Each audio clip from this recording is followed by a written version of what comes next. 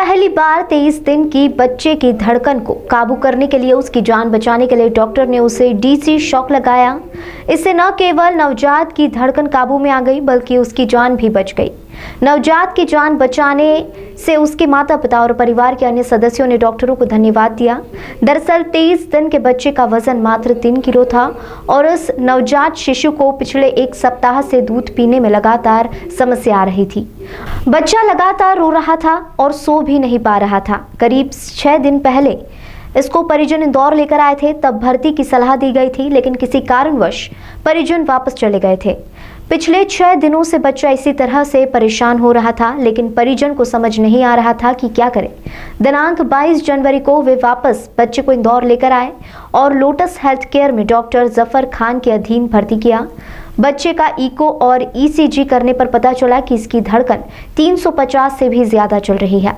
अत्यधिक धड़कन की वजह से बच्चे का हृदय काम नहीं कर पा रहा था और हार्ट फेलियर की स्थिति बनी हुई थी। लगातार धड़कन का 2 से 2.5 गुना ज्यादा होना, इसकी वजह से लीवर और फेफड़ों में सूजन बनी हुई थी, जिसकी वजह से बच्चे को यह सब तकलीफ हो रही थी।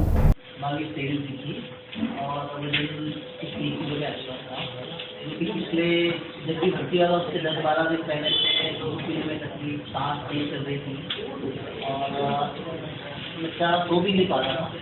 और पहले कहीं सरावत में कुछ एडमिट रखा था, वहाँ कोई फर्क नहीं पड़ा। आप यहाँ भेजा गया, यहाँ भेजने भी पहले लगा कि शायद सांस की दिक्कत होगी, तो जो नॉर्मल हम टेस्ट करते हैं एक्सरे वगैरह जी करवा देखा, लेकिन जब बच्चे की धड़कन देखी उसका धड़कन 3.5 के आसपास चल रही थी। नॉर्मल बच्चे की धड़कन जो होता है वो 120 और 160 के बीच में मानी जाती है, और उसमें बच्चा कम्फर्टेबल है। अब जो नॉर्मल से 2.5 से 3 गुना धड़कन ज़्यादा बढ़ने से बच्चा सांस भी नहीं ले पा रहा था बराबर।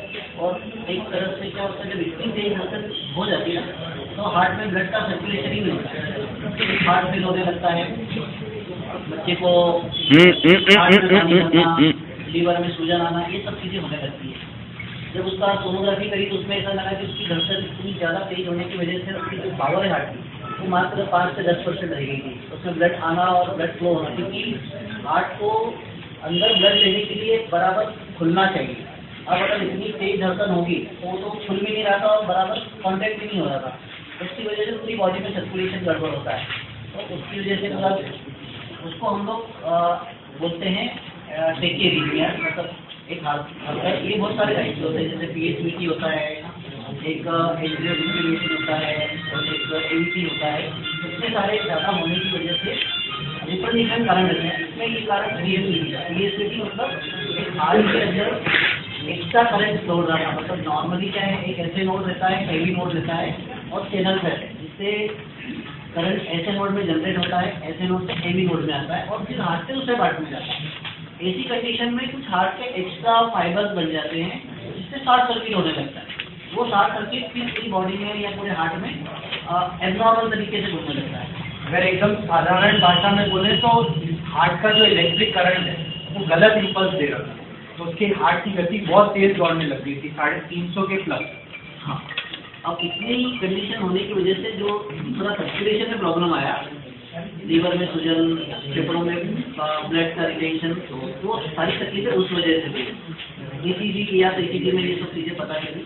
ऐसी कंडीशन नॉर्मली बहुत ज़्यादा नहीं होती, पर हम लोगों को 1-8 लाख में 5-6 केस देखने को मिलते हैं।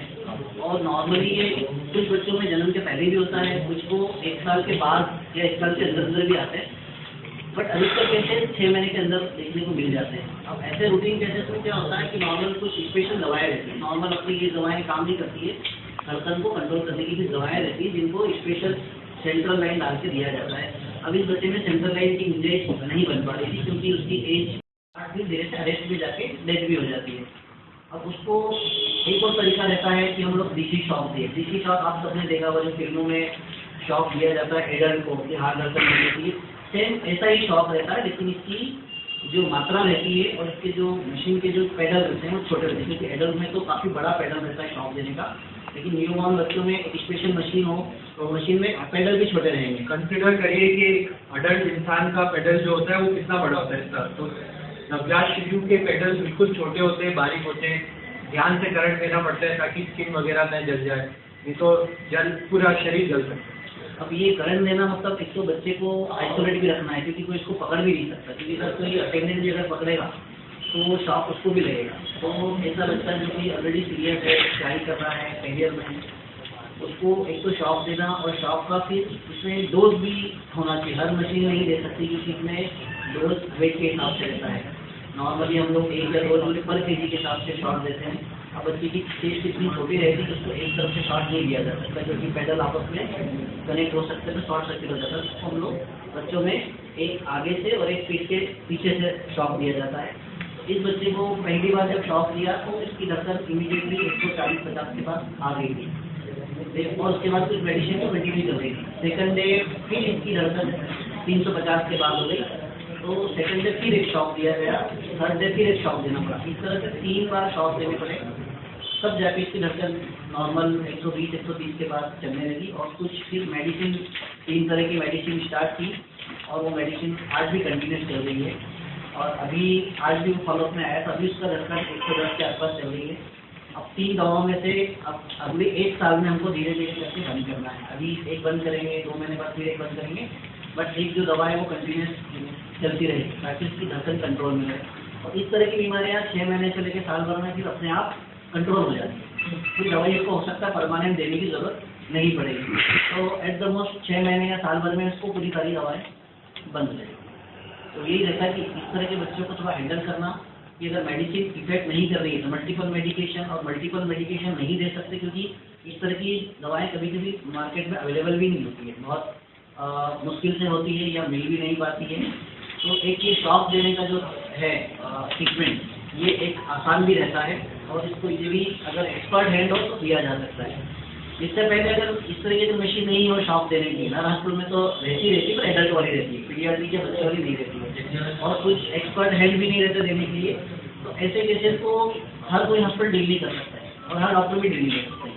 अब क्या करते हैं, अगर ऐसा नहीं होता तो आइडियली या तो होते बड़े हॉस्पिटल में भेज दिया जाए, चौतरा भेज दिया जाए, वहाँ भी ना हो तो नॉर्मली ऐसे केसेस को पहले हम लोग बाहर भी भेजते थे, बॉम्बे या दिल्ली चले जाओ। बट इस तरह की एक्सपर्टीज होना, इस तरह की डायरिंग होना, ये सब चीज़ें करने के लिए एक एक्सपर्टीज चाहिए रहती है, जो कि हमने पेरेंट्स से कंसिडर करके या बात करके किया। और लकीली 3 बार के बाद बेबी का हार्ट अटैक कंट्रोल है, और आज भी ऐसी बच्चे खुश है, और उसके कुछ 4-5 दिन बाद बच्चा डिस्चार्ज हुआ। ठीक।